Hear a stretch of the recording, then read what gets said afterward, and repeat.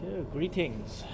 I apologize for the delay. I scheduled to be live 7 minutes ago, and as a German, does not work for me to be late this much. No, I had a hiccup with the loading up of this game, and anyway, I'm here now. I welcome you. On today's flight from Resolute Bay to Cambridge Bay. Since we're already so late, the plane is set up. We skipped the pre-flight inspection, the checklist, the startup, run-up, etc., etc., etc. We're on the runway, and it is still night. What time is it here? At 7 UTC. I think there's a 7. What time is it? 11 o'clock? 12 o'clock? Not quite sure. It's in the middle of the night, but it's alright. I think sunrise is only we might be landing at sunrise. We're lucky. I think so. So yeah, today's flight to Cambridge Bay, still in Canada. 386 nautical miles, a little bit less than yesterday. Yesterday was about 400.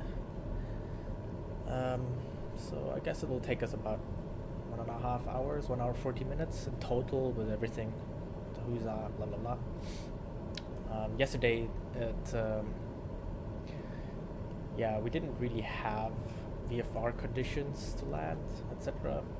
But I made use of all the instruments and especially the beautiful 3D topographic map overlay and the primary flight display helped me find the airfield, coupled with the MFD and a VFR map, so I wouldn't get lost. I basically flew overhead, circled down from 10,000 feet, and then went into land on the runway that we're taking off now. Runway 17. Is it 17? It looks 200.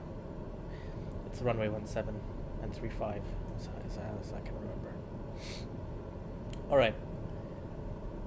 So today's flight to Cambridge Bay, basically, at night, same altitude, initial altitude of 8,500 feet, which I'm gonna set now, but I do need some light here. Let's see, panel lights. Switch those on.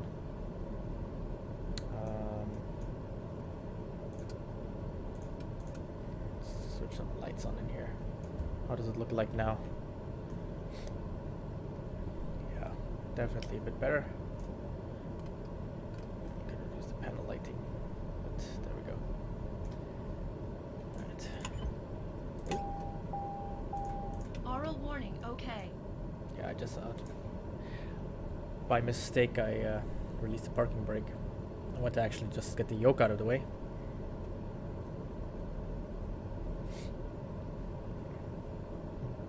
Alright, so let's set the altitude selector to 8,500.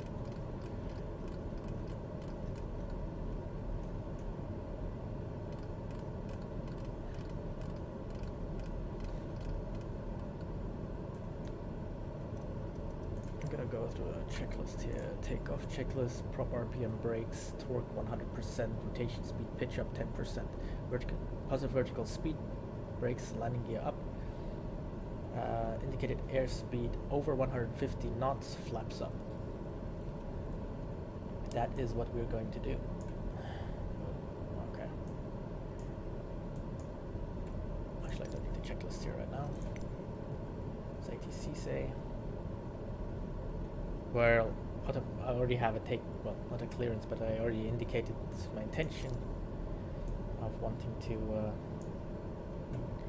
take off on this runway. Was it 17? Yeah, 17. Center my heading bug for now. Runway direction. Yaw damper is on.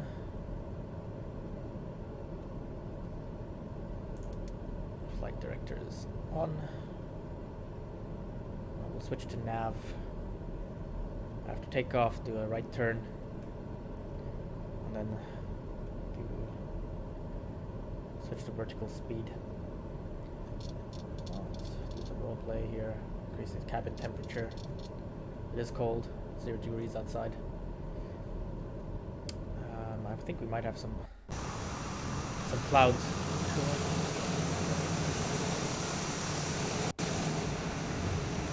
Honestly, I don't even know what the weather is. Not really. Okay. That's all ready. Transmitting already on the transponder. MFD. This is our flight track. Can't see Cambridge Bay yet, but we soon. All right, I think we're all set. I'm gonna just announce my intention again. Take off to the south. Charlie Yankee Romeo Bravo traffic Dayer 5 Bravo, Oscar Whiskey Golf taking off runway 17 departure to the south. Okay, here we go. Release parking brake. Parking brake released. Okay.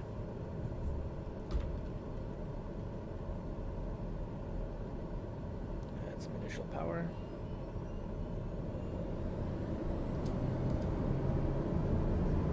Looks good.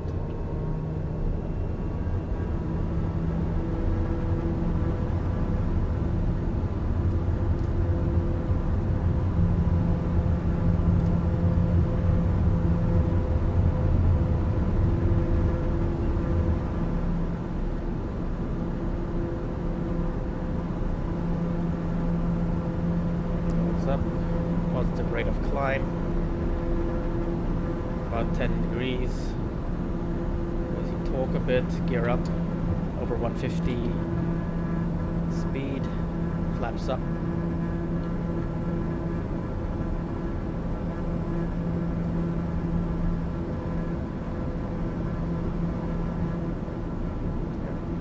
Gears up.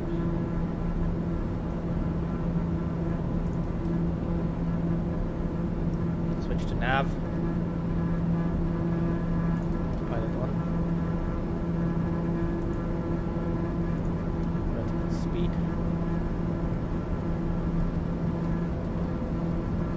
Climb at 1,000 per minute.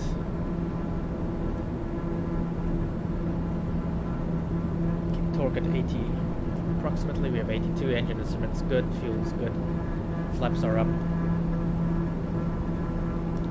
So far.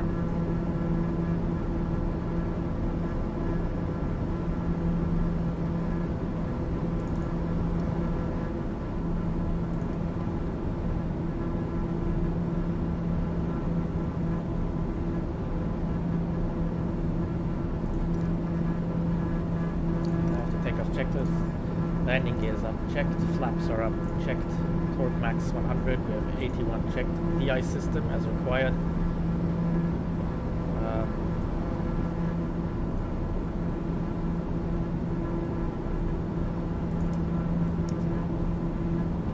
We do have ice, so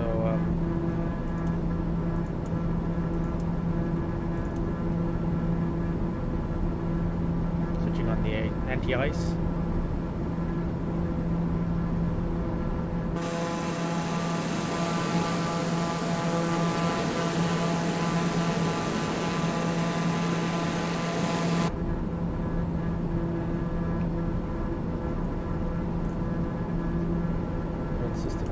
Off, inner separator off. Climb, altitude selector check, set.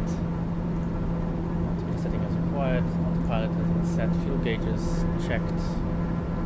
104 and 107 gallons respectively. DI system as required is on.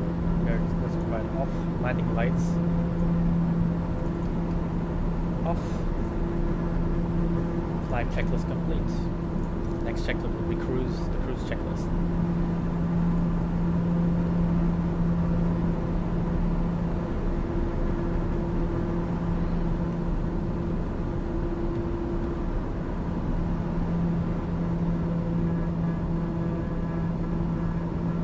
Reduce the torque to about 90.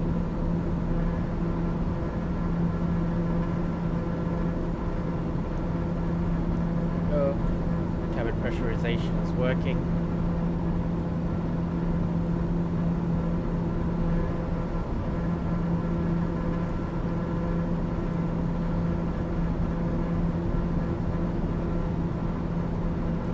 Using my flashlight to see if we have ice, so we still do have ice. Windscreens are free now.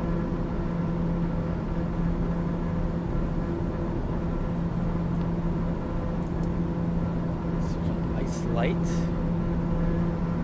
Yeah, that's what I thought I had it switched on, and I was wondering where it is. So with the ice light, I can actually look out onto the wings and see if we have icing.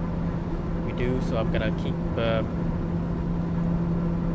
the prop the ice and windshield on at the moment, and the airframe de-ice as well.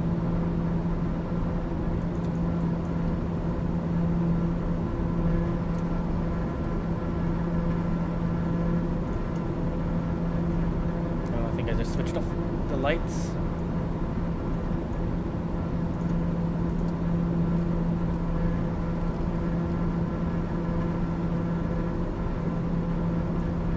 Yeah, definitely have done something here.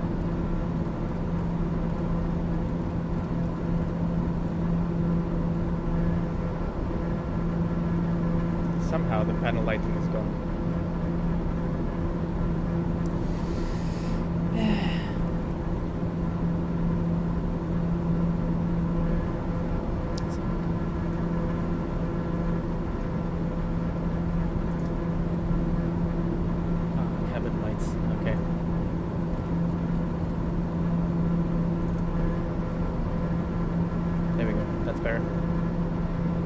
Alright, we're still on track, climbing to 8.5.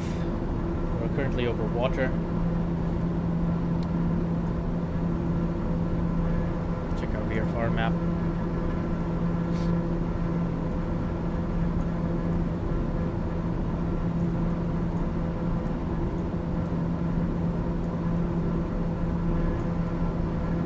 I think these are airspace boundaries. Oh yeah, speaking of that. To Edmonton Center, request flight following. Edmonton Center, Dayer 5 Bravo, Oscar Whiskey Golf is type Dayer TBM 919er miles southwest of Charlie Yankee Romeo Bravo. Request flight following. Dayer 5 Bravo, Oscar Whiskey Golf, Edmonton Center. Squawk 7142. Squawk 7142. Edmonton Center. Squawk 7142, Dayer Oscar Whiskey Golf. Oh, you did it. Dayer Oscar Whiskey Golf radar contact 20 miles southwest of Charlie Yankee Romeo Bravo 6,300 feet. Altimeter 30.00. 30.00. Copy Dayer Oscar Whiskey Golf. Alright, we've got some flight following. In case there's any traffic or any information that's relevant for us. I don't know if the simulator is going to do anything about that, but in real life you'll get any notifications, about turbulence, weather, aircraft. It's not controlled though, so you're still responsible for everything, but it's good to have somebody having an eye on you a little bit.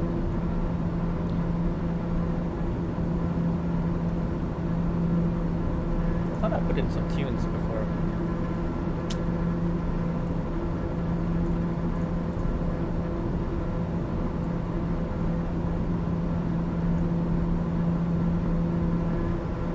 Oh, hey there, Evan GD123. How are you doing?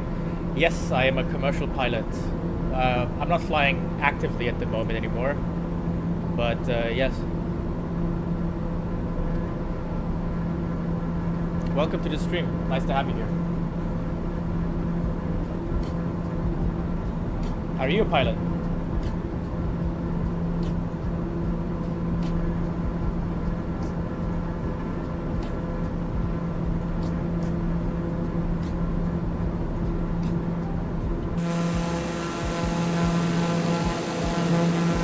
Obviously there's not much to see here at the moment.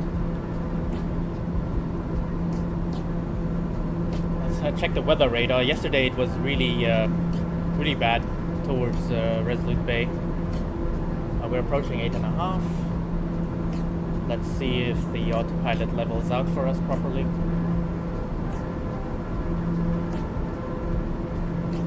I think if you have an autopilot on, don't just switch off your head. Keep with it. You still have to monitor it. It's your responsibility. Usually everything is fine. It's good to always do that. Okay, it's leveling out nicely. We're going to cruise. I'm gonna do the cruise checklist. Altimeter settings check. We did that. Got from Edmonton Center 30.00 inches. Autopilot checked. Nav is on. Yaw damper autopilot's on. Flight director's on. Altitude select. Fuel gauge is checked. We have 103 gallons left and 103 gallons right. All good. The ice system as required. Let's see. We still need some de-ice. Yeah. I'm gonna leave it on for now. We see some clouds in the background now. You see sunrise is not too far away. So first whispers of Daisy behind us. On the left side of us, we'll have a bit of a sunrise coming up. The ice on. Inert separator as required. I'll leave that off. And landing light should be off. Yep, they're off. All good. Cruise checklist complete. Next checklist will be the before descent checklist, and we'll get to that.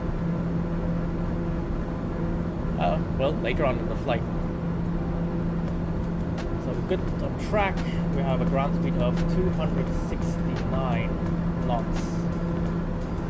And a true airspeed of 271, so we have about 2 knots headwind.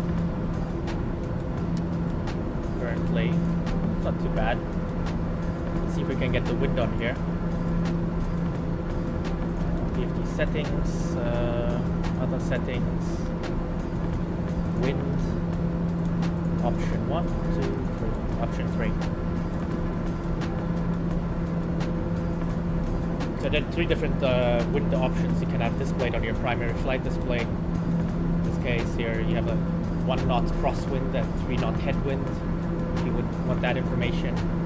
This just gives you a total from where the wind comes from and 3 knots approximately. And this kind of encompasses everything. You have the vector, you have the wind speed and the direction in numbers. I'll put that in there. It gives me the most information. It's good to have.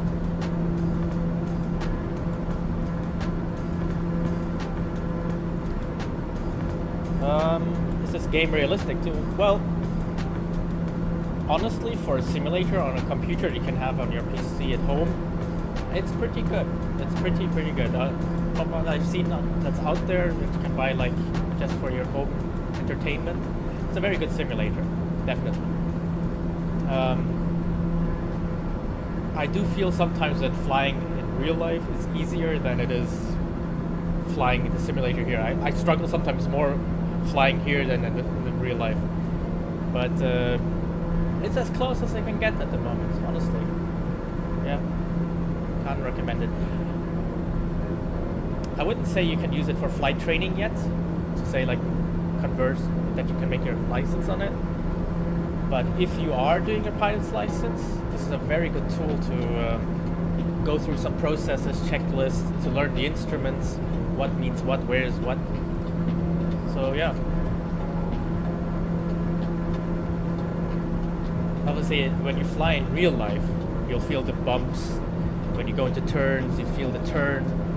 There's a physical aspect of it too. You're just sitting in a chair. You're all safe. You know, you can do whatever you want. Nothing's gonna happen to you, and you can experiment. So you always have to see, like, simulators, no matter what, how sophisticated they are, they will never replace real life flying. It's never gonna happen.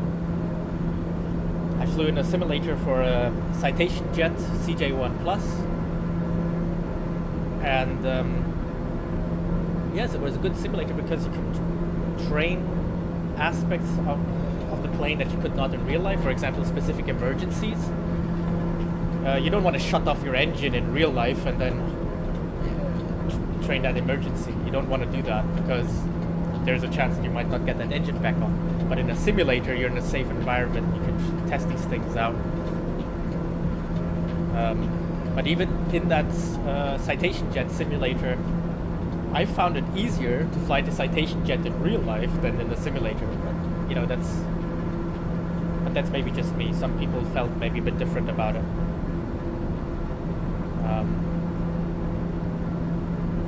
Still have that ice. Are you interested in becoming a pilot, Evan? It's okay if I call you Evan, right? Yeah.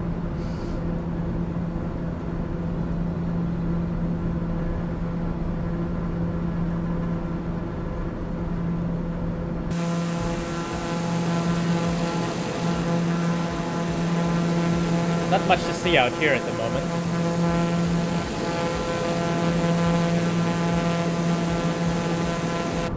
Yeah, I wanted to check the weather radar before I forget, because I just saw clouds approximately at our height.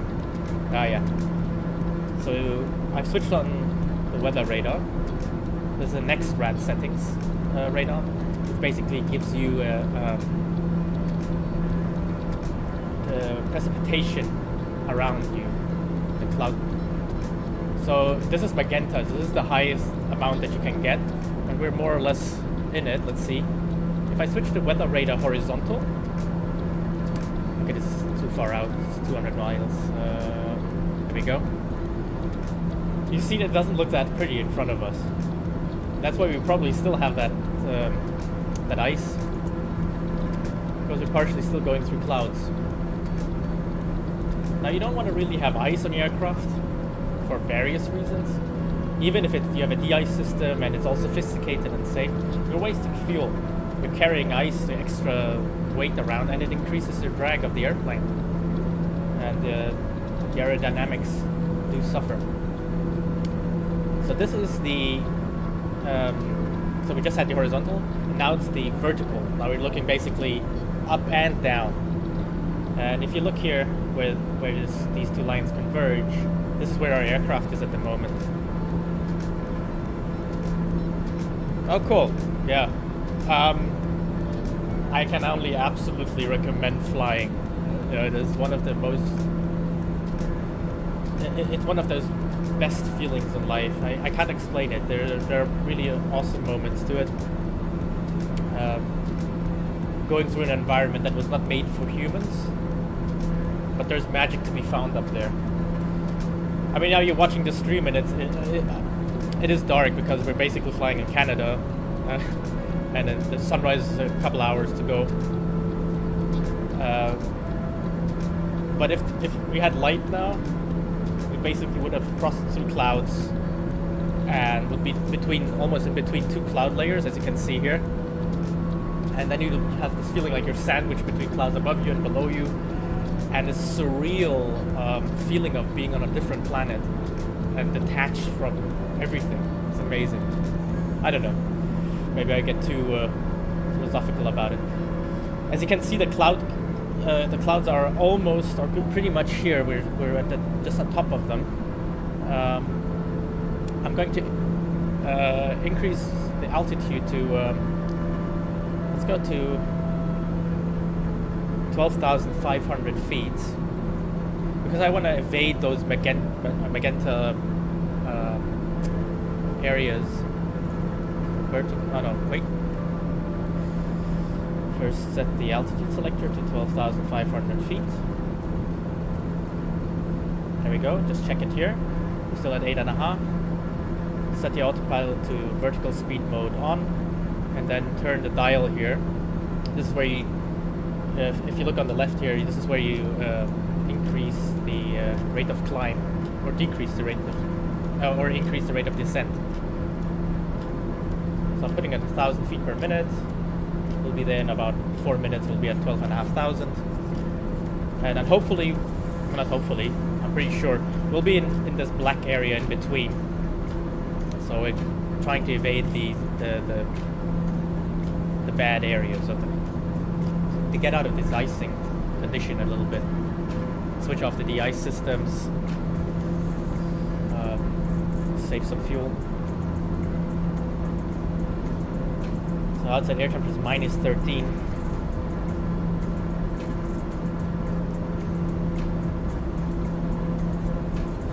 Heading back centered. Yeah. Yeah, I definitely recommend flying. I mean, I started in 2003, and in Austria, in Salzburg.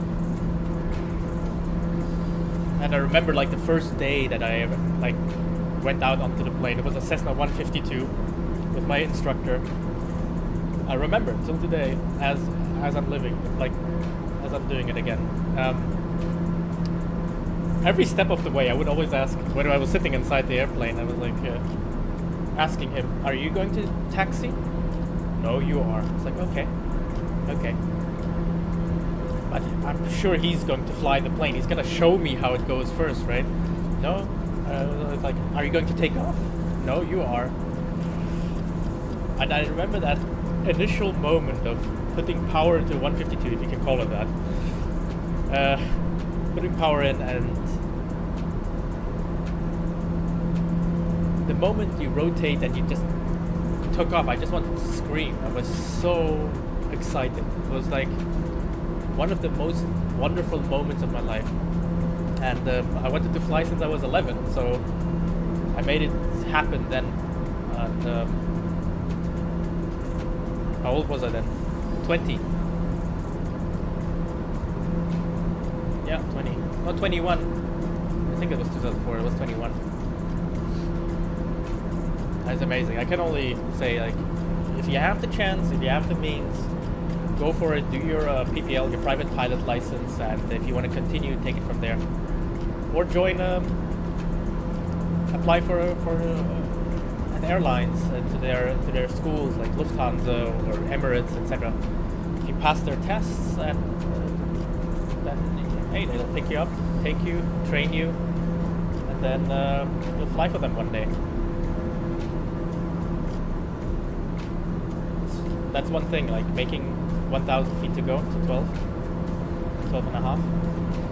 Now I have to monitor 1,000 feet before, like even this thing turns blue to give you an indication, hey, we're about to approach the selected altitude, and yeah, it's a notification for myself to now also monitor the autopilot that he's actually going to level off at that altitude. Look at the weather radar. Like I said, we're going to be in between here, so that looks good. There's a little bump here, but it doesn't bother me too much. Still have some ice on. I'm leaving the de-ice systems on for the moment. 12 and a half approaching.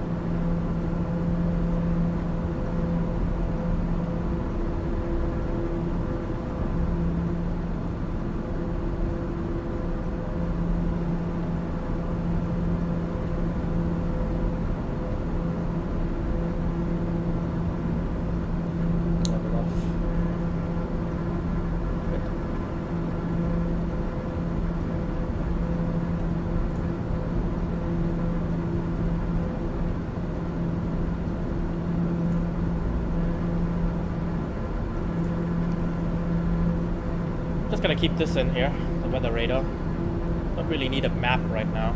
I mean, if I need a map, I can use this one.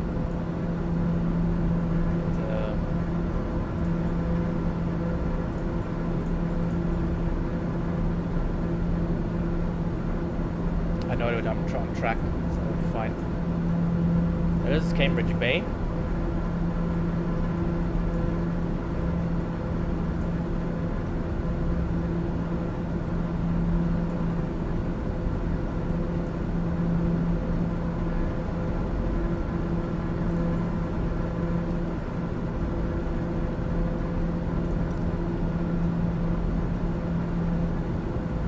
About an hour to go. 292 miles. Estimated time of arrival 7:38 UTC.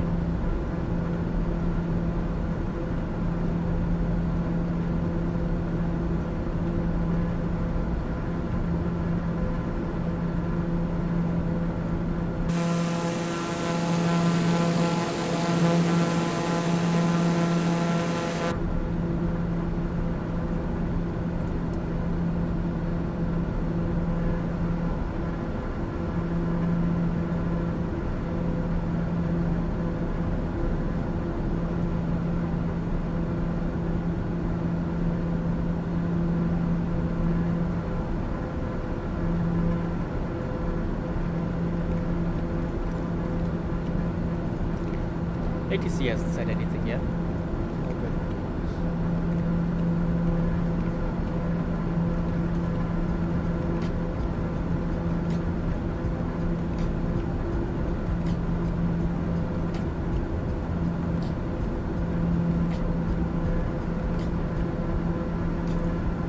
Learned something about Cambridge Bay. About 1,700 people. Island. The traditional Inuit Naktum name for it is a good fishing place. I love it how back then they named settlements and cities like Big Mountain, place where the fish are, Big Forest. It's like that's good. You always knew where you're going to. Where are you going to? I'm going to the good fishing place.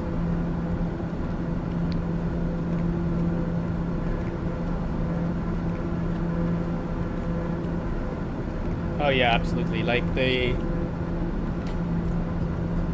colors are fantastic. I mean, especially when you see the sun like bathing everything like in this golden fire, orange of the clouds. It's like fantastic. Even in the simulator, I mean, like the clouds and everything are like amazingly detailed and perfect. So I'm flying like with live weather, live weather as it is. I mean, you can't see much now. It's the moon is out. You see a bit like the clouds here, but you see how the voluminous effect of it, and that's pretty cool. Now we see the two layers that I was talking about. We have an overcast area underneath us and above us.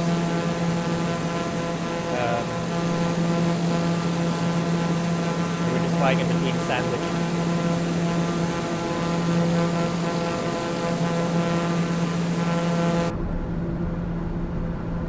Yeah, it is quite fantastic. I remember when I was flying, I was trained by Lufthansa also. I was in the Air Force, but my training, because I was a transport pilot, my training was conducted by Lufthansa because I needed to get a commercial pilot's license for that operation, even though it was military. So I got a military license and a commercial pilot license, and we would fly out of Bremen. That's where the Lufthansa Flight School is, LFT, or Lufthansa Flight Training. In the Citation Jet CJ1 Plus. So you go to your aircraft, it's raining, it's all crap and cold and overcast, gray. You get in your plane, you take off through the clouds, and suddenly blue skies above you, sunshine everywhere. While people are miserable in the rain and in the gray of down there, covered by clouds.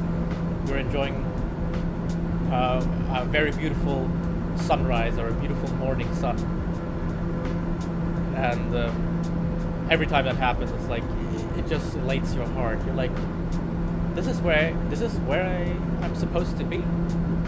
Exactly in this moment, sitting in this plane, this is where I'm supposed to be. And you get these feelings so often now. So yeah, simulator does not simulate that. I mean, I'm in awe of the graphical qualities of the simulator. No doubt about it, it's amazing. No doubt about it. It's the next best thing you can get to real life at the moment. And but nothing beats real flying, ever. You also have the aspect of there's also something on the line. When I flew in Mauritius once on in a I don't know what type of plane it was. It was a Polish self-built plane, and it had the engine right in front of me, like on top. It was a single-engine airplane, ultra light. Could take one passenger or one extra pilot, but one passenger. And it was meant to do like scenic flights, 20 minutes, 30 minutes scenic flights, stuff like that. And I was demonstrating my flying skills and everything, some training hours before they give you the job, basically. And suddenly we had a problem with oil. It was coming out of the engine. Some kind of valve got blocked, and then the oil started squirting out. Luckily, it was on floats. So what I remember from that time was like, oh, that oil is not supposed to be there, coming out of there. It doesn't look right. I looked to my co-pilot. There was like, I don't think we can fly anymore. We wouldn't have made it back to the field, so we said like, okay, you know what? We're a float plane, so we tried to land on water. And that's what we did. And then we taxied to a hotel in the bay. Everybody was looking, what the hell is going on?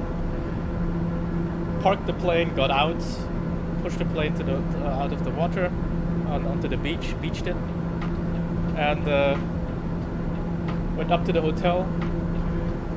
My co-pilot knew a few guys from the hotel. Oh, they gave us coffee. We sat outside, called the technician, and the technician would come with his moped, fix something on the plane, and then we're like, yeah, you can go back in there. And then we got back in the plane and flew back onto the landing strip. It was an amphibian aircraft. You could land it on water and on land.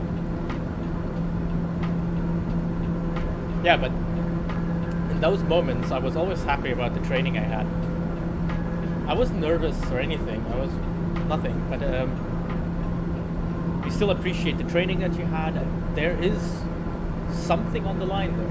It's always your life and your passenger's life, etc., etc. You will not have that in the simulator. I could just, just drop this plane out of the sky, do up and down. I would never do that in real life. Well, you can if you're flying acrobatic aircraft.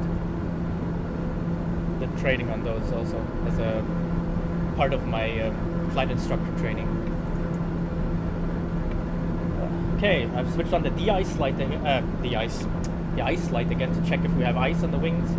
As you can see, this is the radar dome for the weather radar.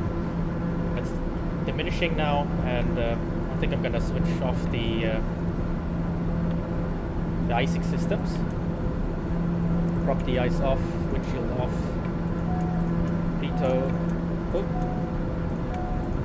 there we go. I think they're all off now. Yeah, switch off the ice light.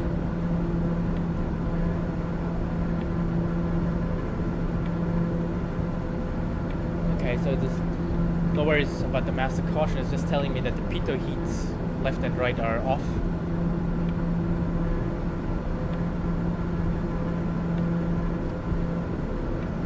No worries, Evan. It was cool that you were here, and like I said, go on, become a pilot. It's amazing. Hey, Kevin. How you doing in this wonderful morning? Or wherever you are. Thanks for joining us.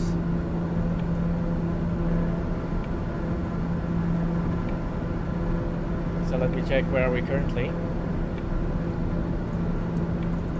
Map.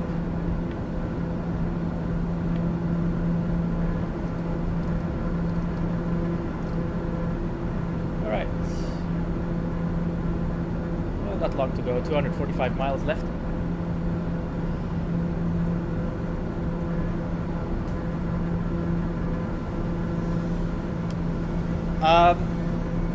I am currently in Cyprus, but I'm German. I don't know, sometimes my accent might come out, I'm not quite sure. But I live on Cyprus. So for me, it's morning, that's why I said good morning. Where I'm flying now is Canada, so that's why it's dark. Where are you from, Kevin?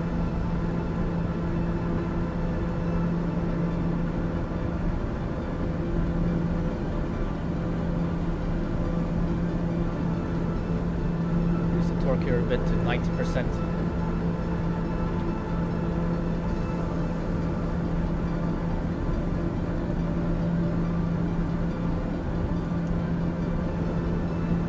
The ice is going.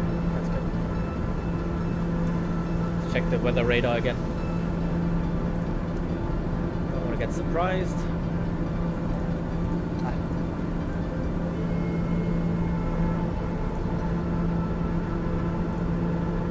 That's alright. We're still sandwiched between those two layers of clouds, so we should be good.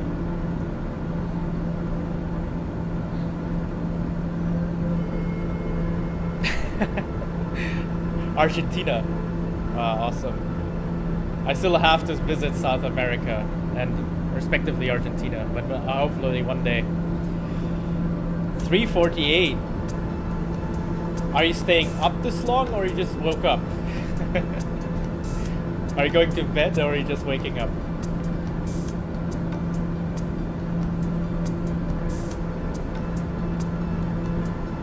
That's cool that you joined me at this time.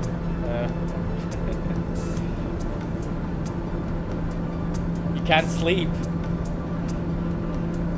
So you thought you'd go to the most boring stream you can find. Well, I hopefully the engines will make you sleep now. Oh, you didn't sleep. Oh man. You have to work tomorrow. Well, today.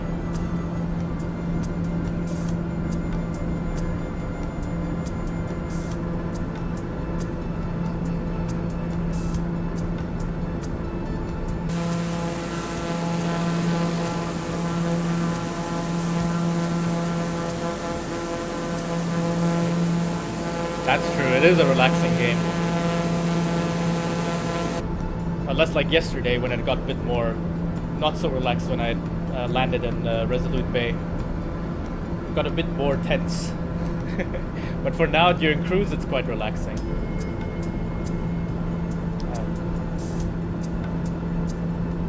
I think that so we have the moon out here, and I think you can see here the sunrise coming up.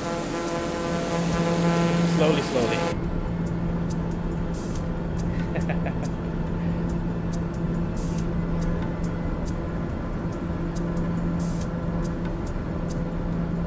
You should try to catch some sleep before you have to go to work.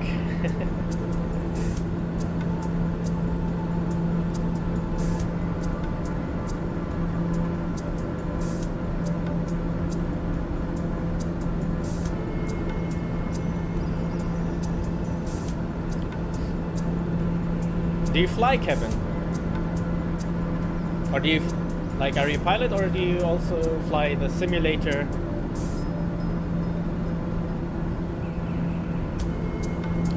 No more ice.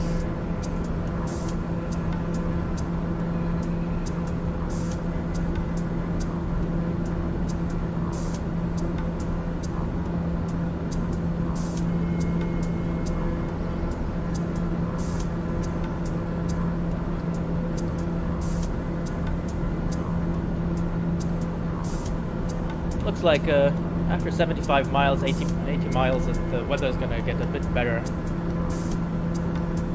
according to this. So it's not like we have bad weather now anyway. It's quite chilled. It was more bumpy yesterday, more turbulence. I have to say this flight is relatively smooth. Smooth going.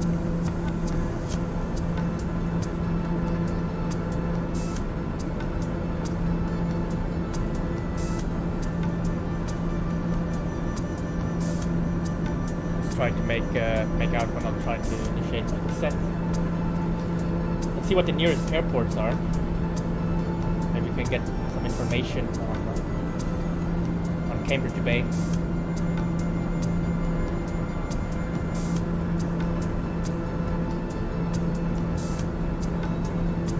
Nope. So this is Resolute Bay. This is where we took off from. I'm looking for Cambridge Bay.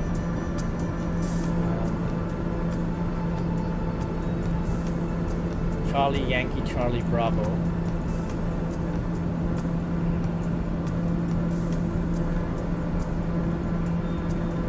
Okay.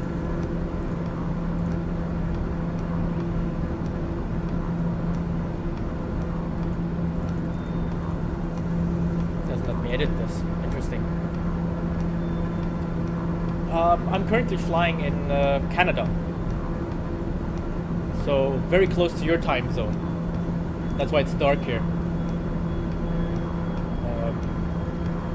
What do we have? Yeah.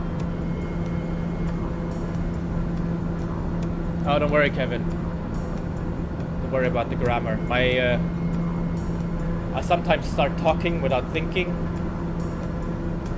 and I speak complete rubbish. Or sometimes I start talking and I stop talking mid-sentence because I'm doing something else. So I apologize for that also. Don't worry about it. I understand everything perfectly.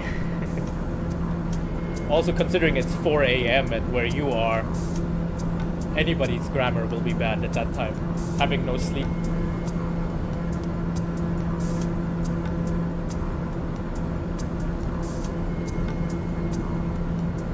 Cambridge Bay.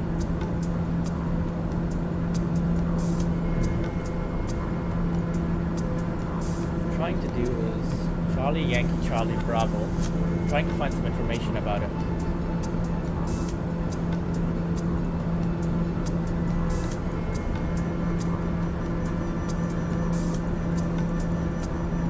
I can't.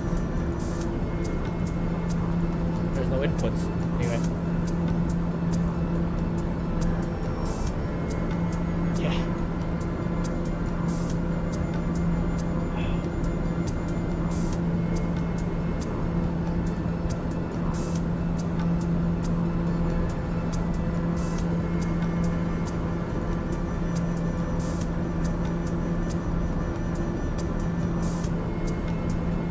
Yankee Charlie Bravo.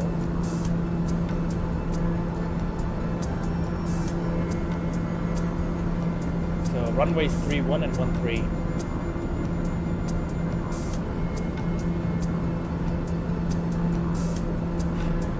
206 miles. Note that 3131. 3113.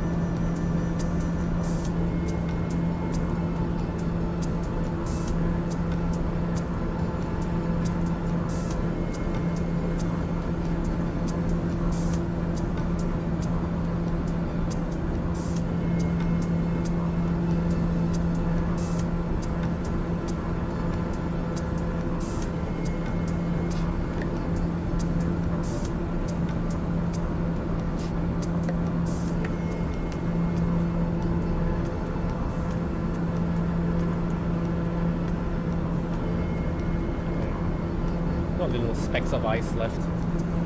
Most of it has blown away through the friction. It's getting a bit lighter outside.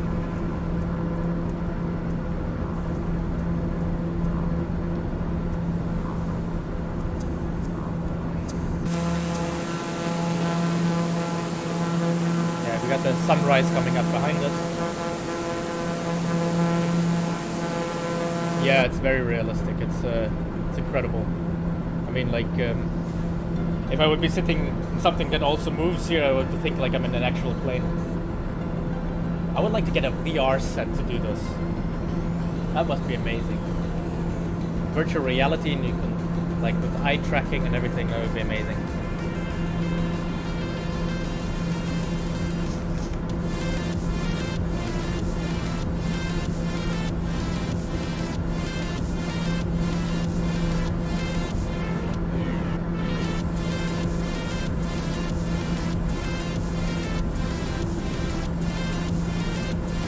Yeah.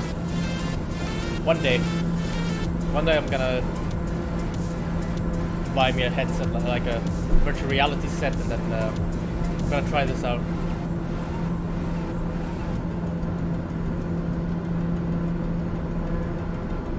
What else? So we're flying to Cambridge Bay.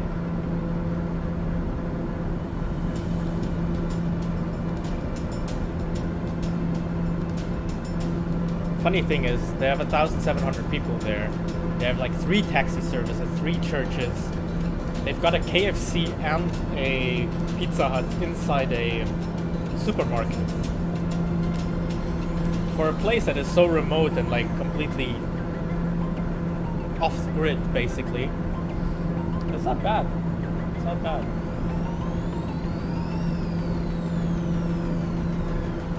Yeah. Always keep positive, my friend. Always keep positive. There's no point in being negative. The only one you're hurting is yourself.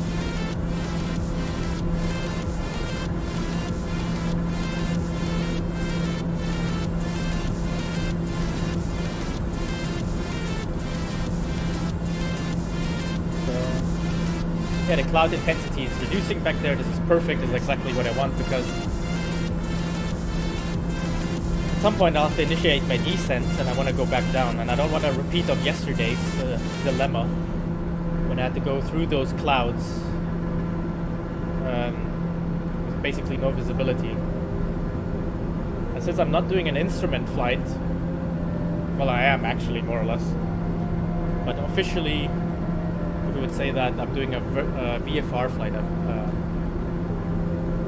visual flight rules flight. Means I need to see. The stars are out now. The clouds are going.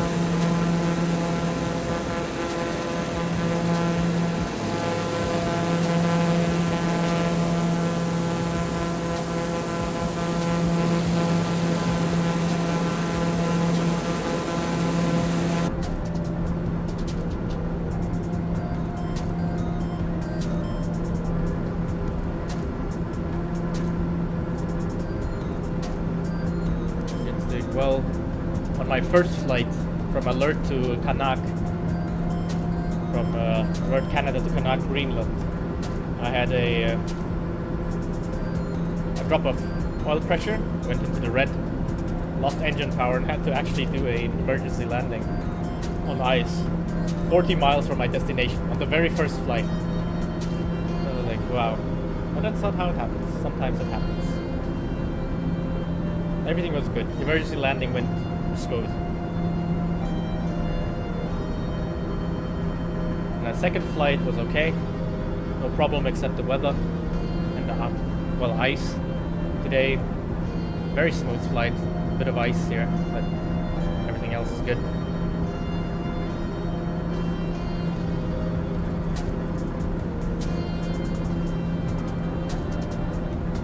I'm wondering why my lights are not on.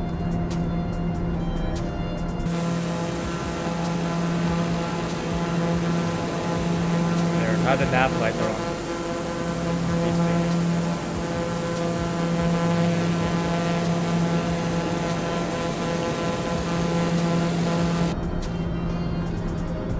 Might actually get a little bit of sunrise. Let's see.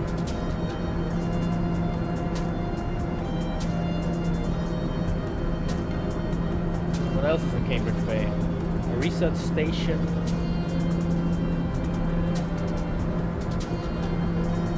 Yep. Sun is coming slowly.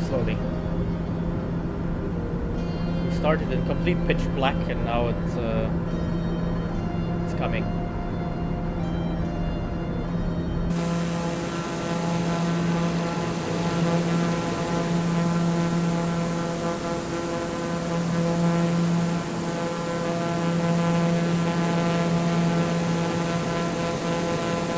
Oh yeah, Kevin.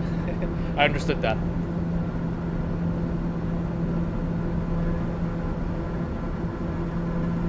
Well, your sunrise is also not so far away. 4 o'clock in the morning. When is your sunrise? 2 hours from now? 6 o'clock or so?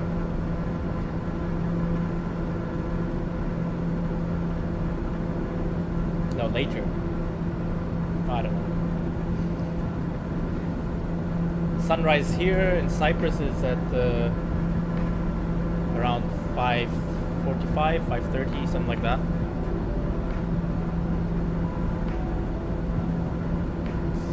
It was also cool. Started running in the morning, and by the time I got home, it was already like I had the sunrise during my run. It was nice. I like doing that. I love mornings. They're very quiet and peaceful.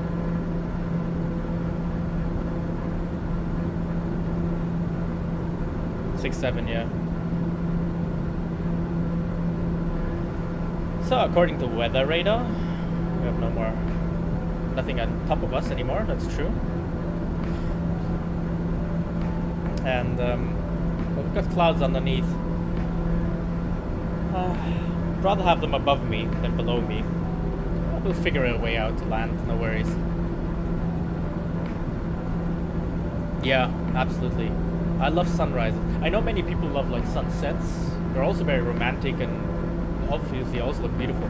But I love the sunrise, this moment with complete darkness, and then you see this like silver lining coming up, and slowly you see the world coming to light. Almost like here. It's really awesome. And in Minecraft, yeah. Well, I haven't played Minecraft in a while. I should play it again. I really enjoyed playing Minecraft. I played it with a friend for a long time, and we built this massive complex and spaghetti tracks everywhere, going to all kinds of places, man. It was a good time. It was many years ago, though. Well, many years, maybe. Oh, it was, I don't know, can it be 10 years? Nah, less. 8 years, 7 years ago.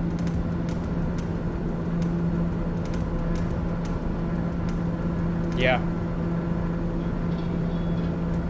Yeah, I've had to choose between sunrise and sunset. I'll definitely go for sunrise. I like sunrises. Beginning of a new day. Now let's see on the map where we are.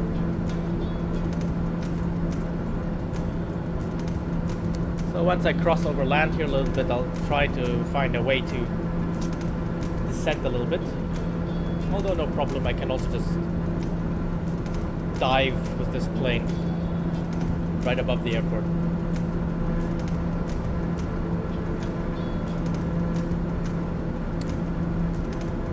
Not long to go, about 30 minutes to land, till we initiate landing.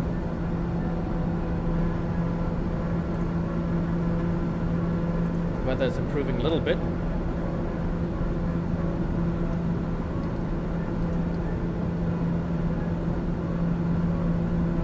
It's a little bit better in front of us.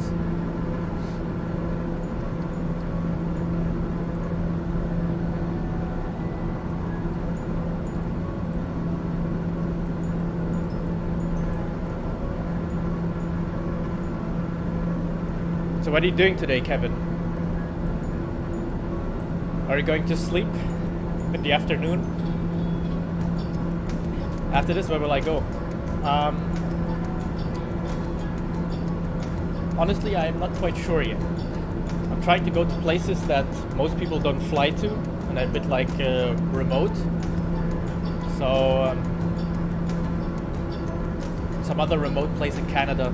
I'll try to find a nice field. Try to learn something about it where I'm going. But it's probably still going to be Canada. And then maybe, well, the next flight's Canada still, and then after that we'll be crossing the border to the United States, and I'm planning to go there along the Rockies, or Rocky Mountains, to the south.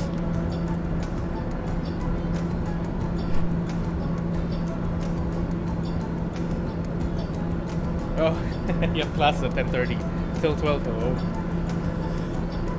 Hopefully you don't fall asleep there. Ah, you won't sleep in the morning. Well. And since I'm flying from north to south, I'm going to also fly into South America. And maybe I'll go visit Argentina with this plane. All the way down. Well, not maybe, I will. I will actually go to Argentina. But that's maybe in let's say 1 or 2 weeks, let's say. Yeah, something like that. Then I want to cross to Antarctica, fly along the Antarctica, and then go back north. And fly north across Africa, all the way to Europe. So basically, most people fly around the world from west to east or east to west, and I like to fly from north to south and then from south to north. Something different. Well, not that different, but yeah.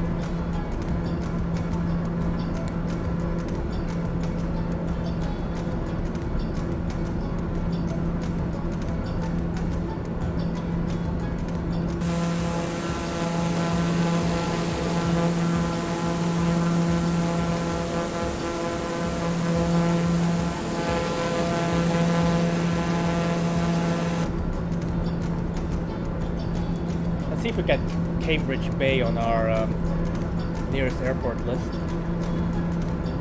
Yeah, there it is.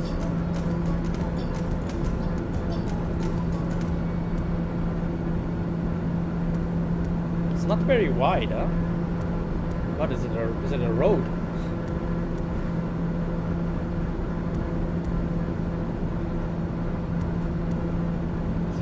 Feet. It's long enough, that's fine.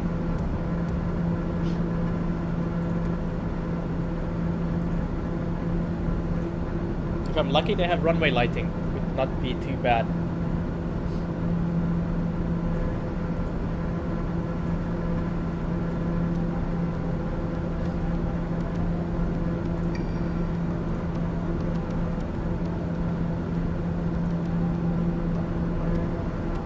Still the cloud layer underneath. It's not gonna be good. It's gonna be the same situation like yesterday where I'll struggle to land a little bit because of lack of visibility. Yesterday at least it was daytime when I was flying. Today, additionally to the layer of clouds, I also have well, a bit darkness still. I mean, the sunrise is coming, but it's slow.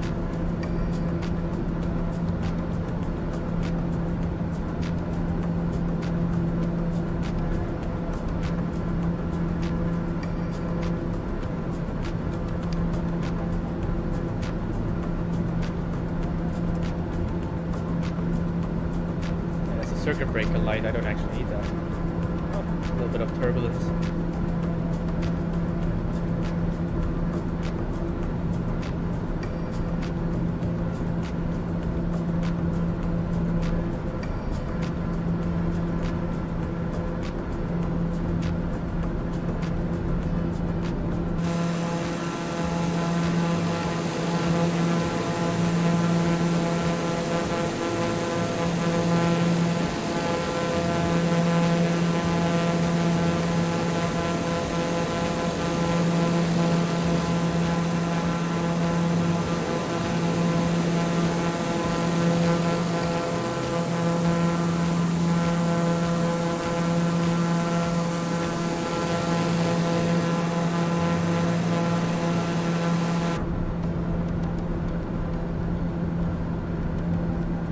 Double check before descent checklist. I will have to check my altimeter setting, fuel gauges, my DI systems would also show on before we go descent, and then the inertia separator system.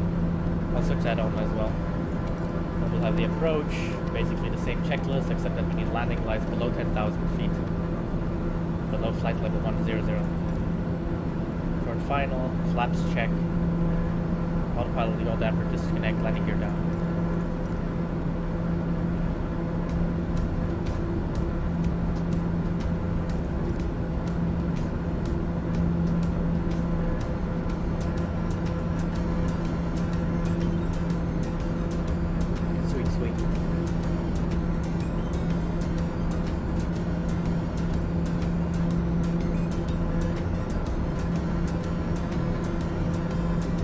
So on the primary flight display, we can see now the 3D topographic overlay of the map.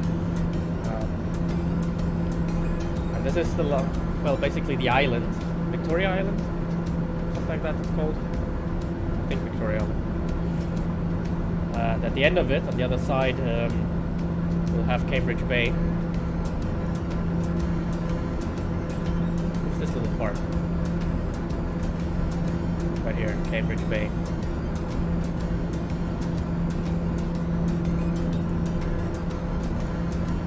Can't see any runway direction on this thing. I seriously think that it is maybe a road. I did some bush flying in Botswana once, and I also took off and landed on different little strips that were not more than a dirt road. So I'm relatively familiar with the setting if it's a road that I'm landing on.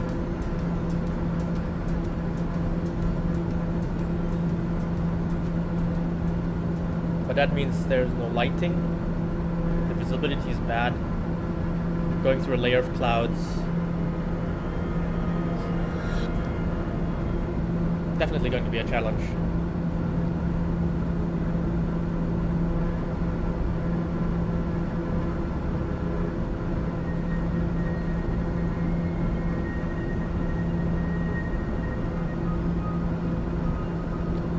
Alright, Kevin, I'll be right back.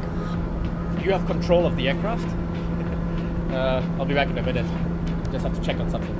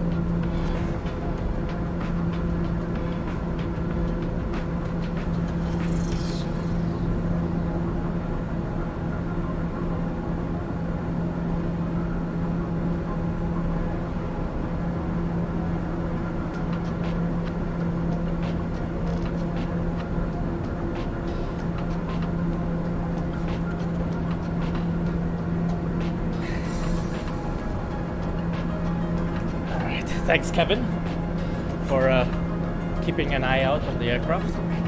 Well done.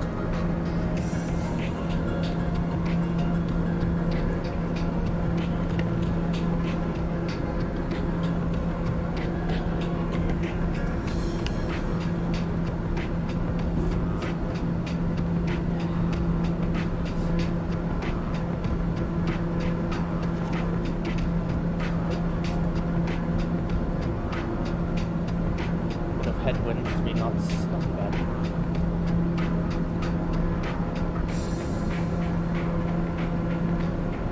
Thank you.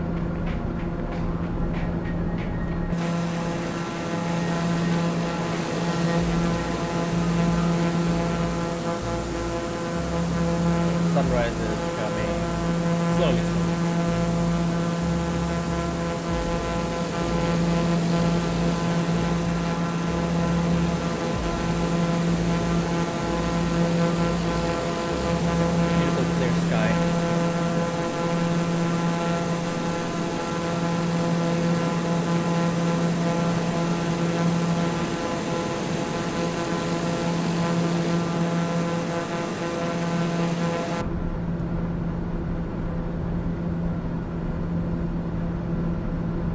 Where are my passengers?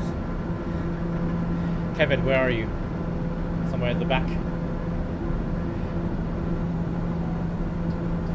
This is a really beautiful plane, man. I would love to have this thing.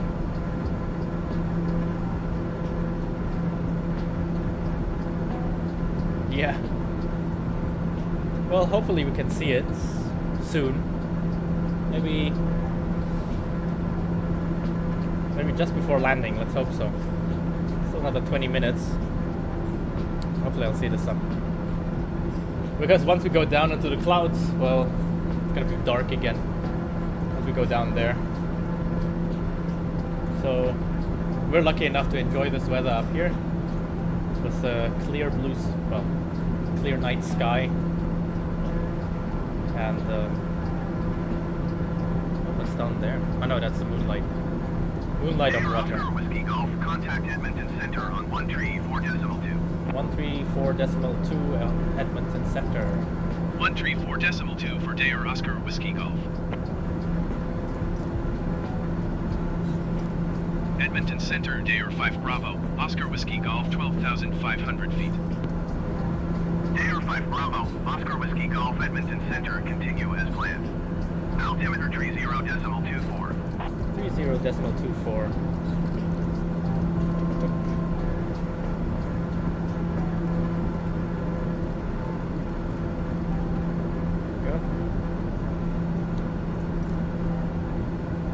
That's just our flight following, giving us some information, handing us off to our next station, giving us a altimeter setting so that we have the correct altitude.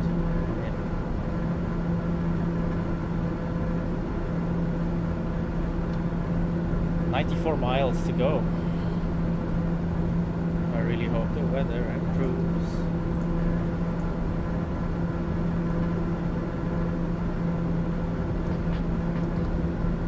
Nope. It's like this all the way. Alright. Fine. No problem. Let's figure it out.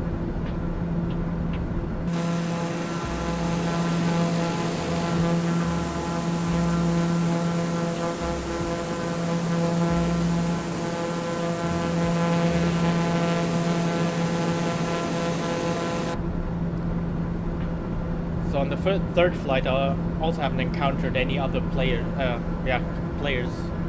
up here. I am online, so anybody flying in this region or this area, I would see them. But I haven't seen any other players at the moment. Nobody flies this far up north.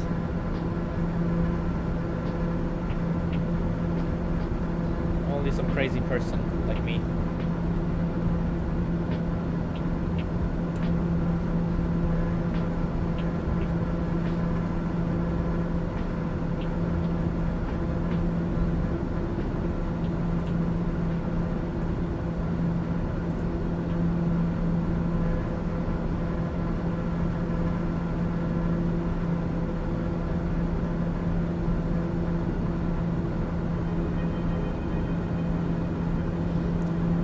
I think if the weather is going to continue to be like this, like overcast underneath, I'll do the same thing that I did yesterday.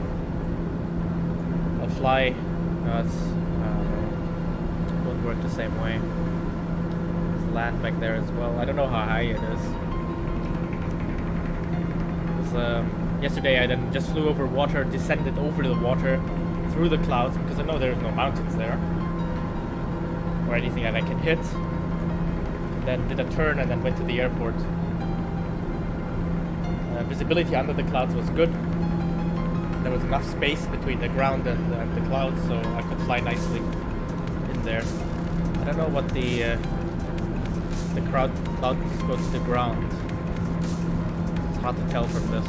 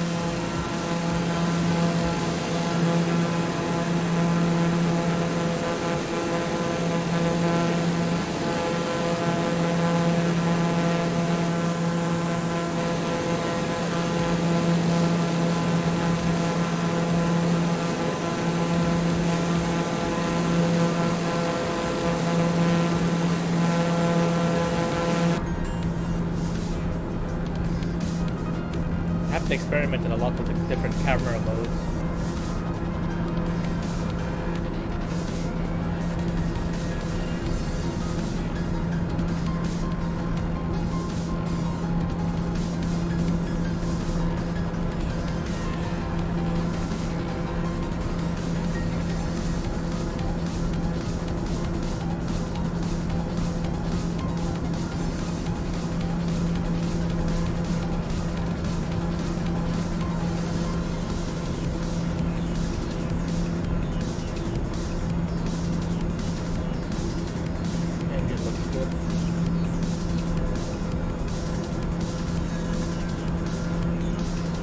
Everything running smoothly so far.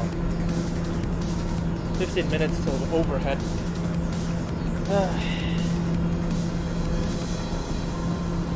Okay, I'm still gonna do this. So, I'm gonna fly overhead, pass it, and I'll descend over water here, through the clouds, and then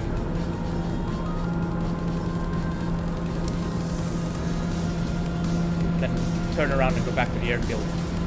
So runway 31 and 13. Runway 31 and 13. So 31. 13, yeah. Hey, welcome back, Evan.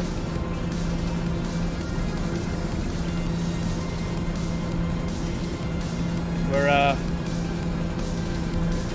50 minutes to go till we are about overhead. And then, but I said like just now that I'm going to descend after the airfield. So I'm going to fly over it, see how the visibility is down, because the cloud coverage underneath us hasn't diminished. And I expect it to be like that all the way to the airfield. So I'm going to descend over water, knowing that the only thing I can hit is water and not any landmarks or mountains, etc. Do a turn while descending through the clouds, and I'm relatively sure that the clouds don't go all the way to the ground. I don't think it's fog. And then that gap that I'm going to use, I'm going to fly visual back to the airfield. So go around here, fly back to the airfield, and then land. Most probably, because the runway direction is 31 and 13. So I'm going to land the... I'm still trying to figure it out with the wind.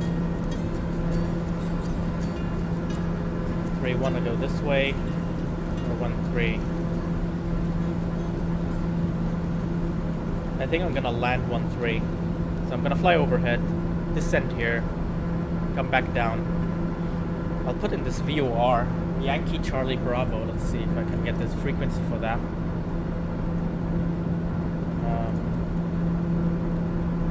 Nearest VOR. Charlie Yankee Bravo, frequency is 112.70.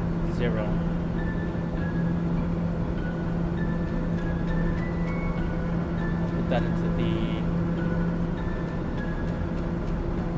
nav 1, that's fine.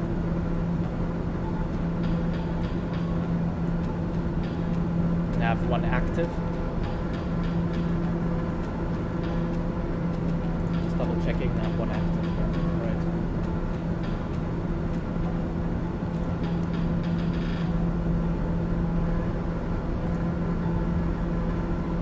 Yeah, 112.70.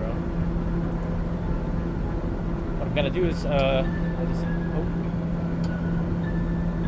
do not put the gear down. Oops, got to that lever. Descend, go around, put in nav 1. Then I have a VOR that I can aim for. This is basically this thing. It's probably in line with the 1-3 runway. Down, turn, line up over the VOR to the runway. At least that's how it's in my head. It usually plays out completely different. At least in a simulator. For me, at least.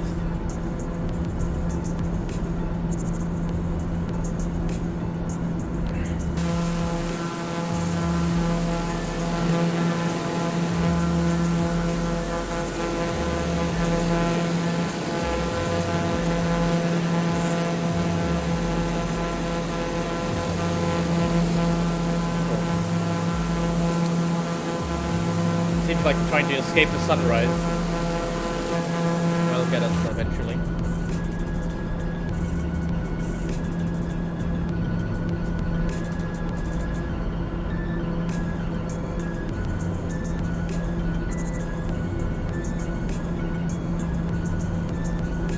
$50, 49 miles. See the bay back there already.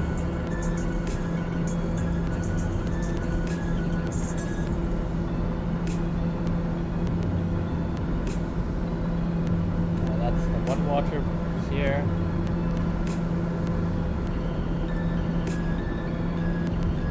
That's the lake there.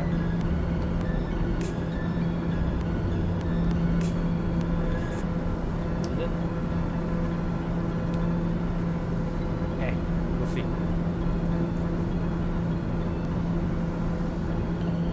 I also have an NDB here, but Charlie Bravo. Maybe I'll put that in as well.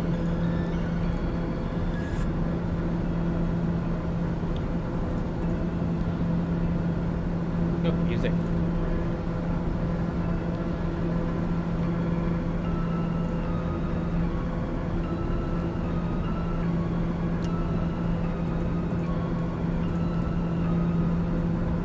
Nearest B.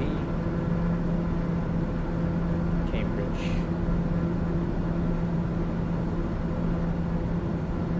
Frequency 245.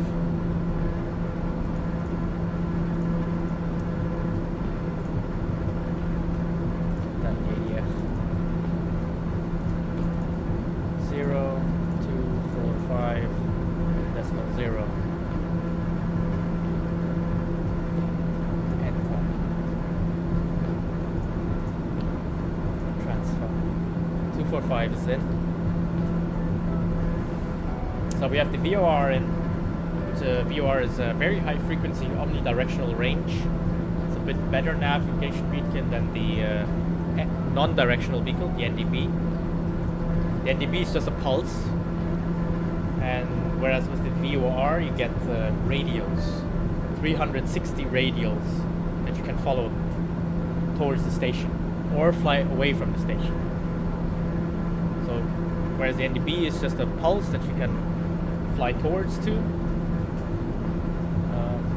The other one is a bit more reliable, gives you a direction, kind of a direction.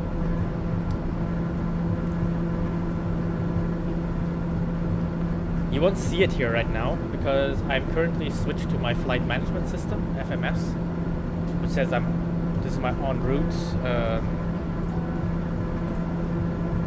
thing, like here. And that's what the autopilot is following. So if I would switch this away by pressing on OBS, then it will find a new source, like for example a VOR, etc.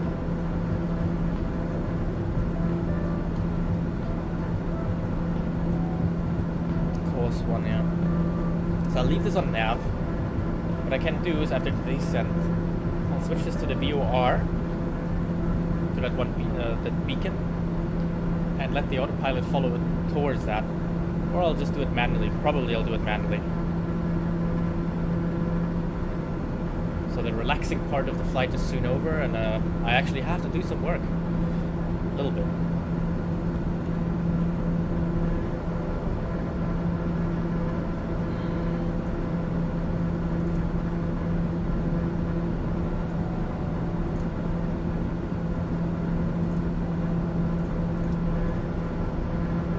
Switch off cabin lights.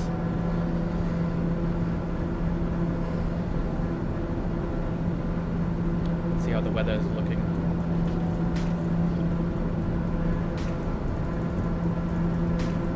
Yeah. This won't change. So we'll have the clouds all the way to the airfield. Distance 30 miles, somewhere here. So we have to get down somewhere. Let's see. So this doesn't help me anymore. Let's go to the map. Going to be more important.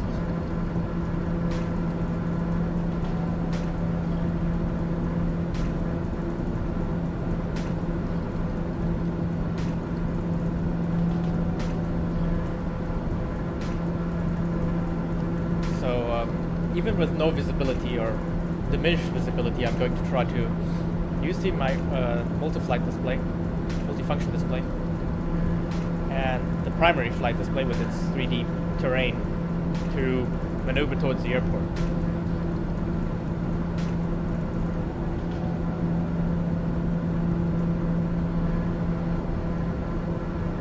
It's not an airport, it's an airfield. I seriously hope that I can identify the landing strip. I seriously hope they have light.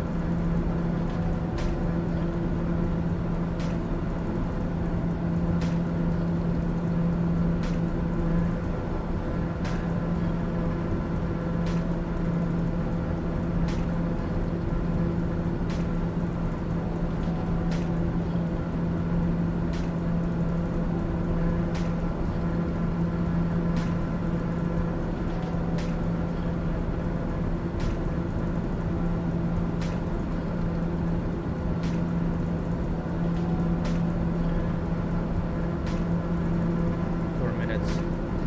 Okay, I'm gonna start a descent now. Select altitude. Initially,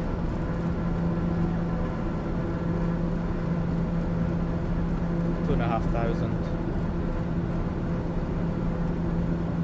Vertical speed down 1.5 per minute, 1,500 feet per minute.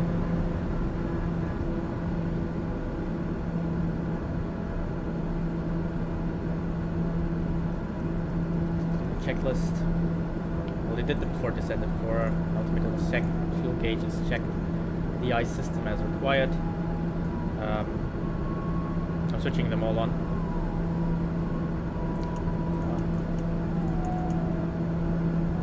Inert separation on, picked. Approach checklist. Altimeter setting, QNH set and checked, yep. Fuel gauge is checked. The ice system is on as required. Inertia system is on. This is approach, so I'm doing it already, I know. Under flight level 100. Landing lights on.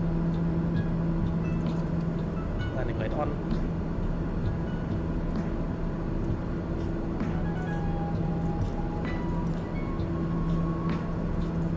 I'm gonna contact Cambridge Bay.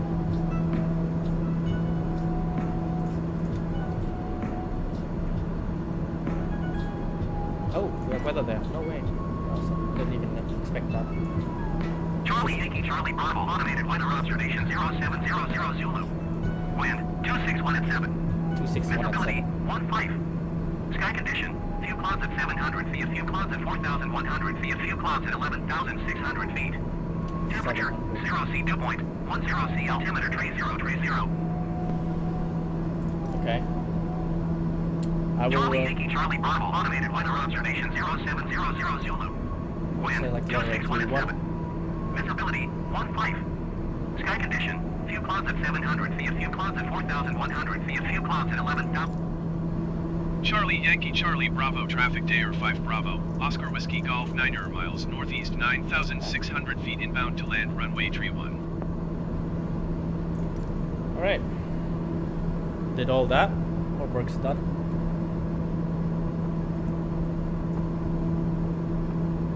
Now.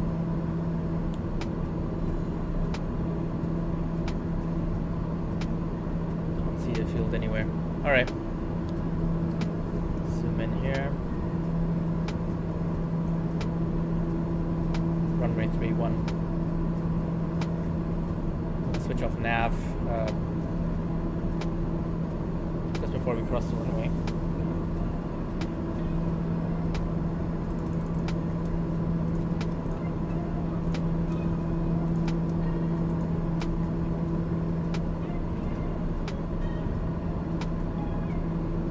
turbulence, no worries.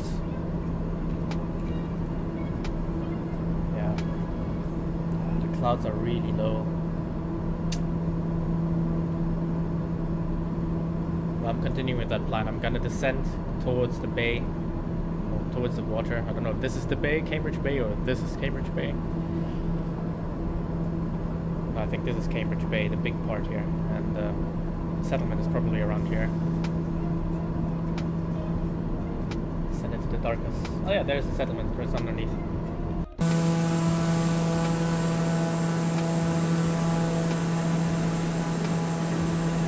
A little bit of civilization.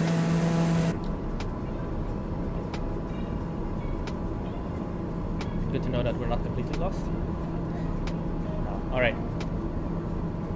Nav off.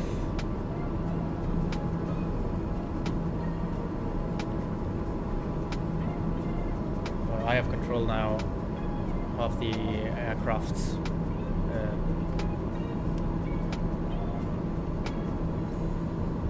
Turning. Love it when your brain just like spaces out and you're already doing something else while you're talking and you forget what to say. So runway 31. Do a left turn towards the runway. I'm gonna left turn and yeah. Left.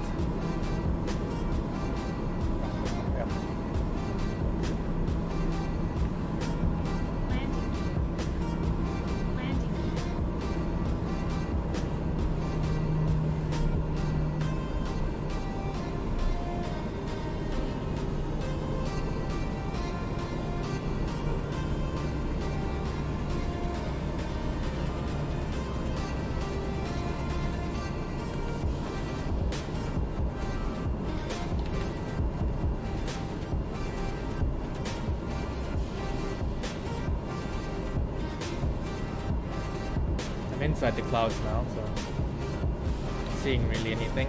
I'm just hoping that I break the clouds at some point.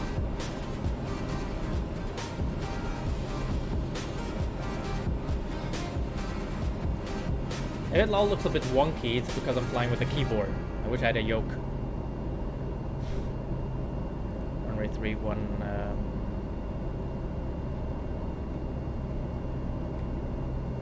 So kind of on base. Kind of.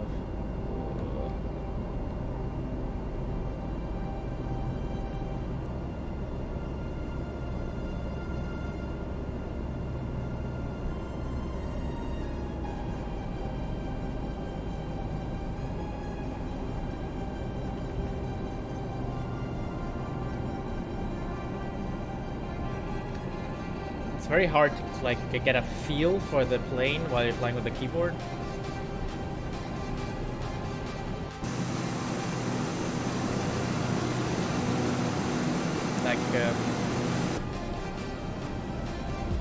I don't know, is that the wind that makes me like go left, go right?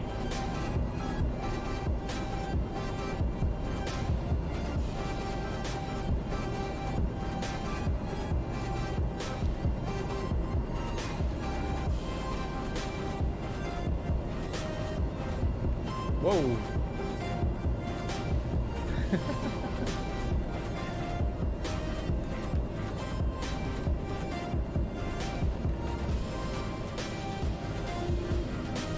Autopilot's off. I truly can't see anything. Oh no, there we go. We have something. That's the airfield.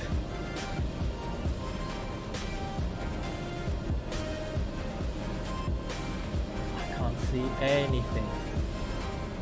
Get down.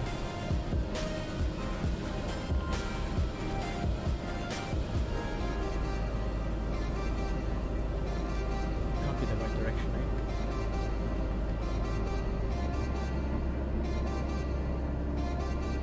You know what? I'm gonna buzz the tower or whatever I'm gonna do.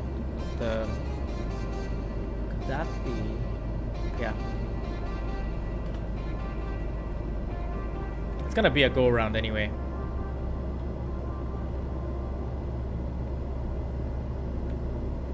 I think that's the field here.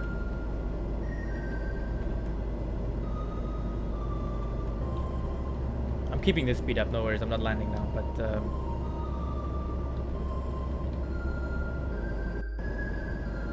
jeez, can't see anything.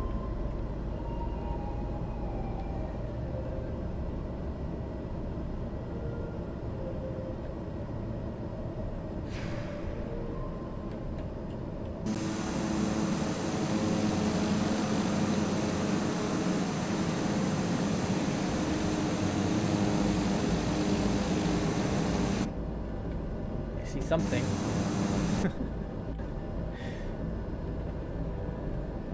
Very low.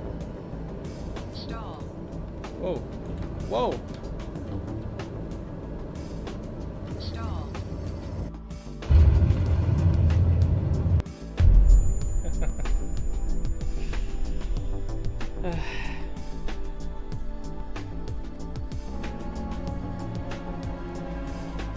That's how you crash a plane.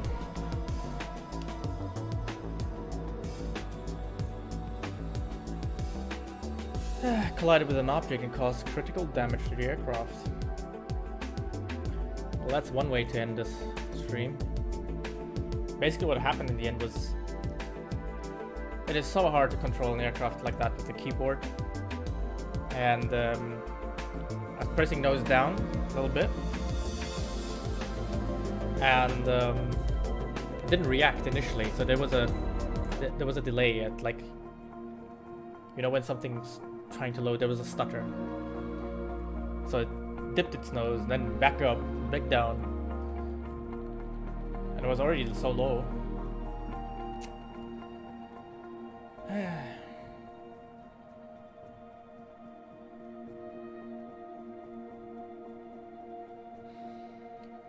No worries. Still had fun flying.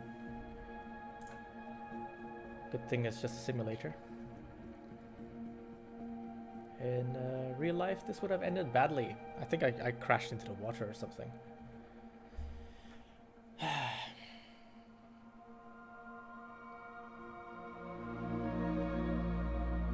At least in Resolute Bay they had some lighting. Here they didn't have anything. But I'm gonna take off from that place. Either today, this evening, or tomorrow. Let's see. Maybe I should not fly so early. Maybe a bit later. Wait for the sunrise. After all, it's still VFR. But I do believe that, and I know actually, if I had a yoke on a throttle quadrant, I would have had more control over the aircraft. Nothing would have happened. I would have just glided there, trying to assess the runway direction and condition, and then basically come in to land again. Alright, well, that's how it goes sometimes.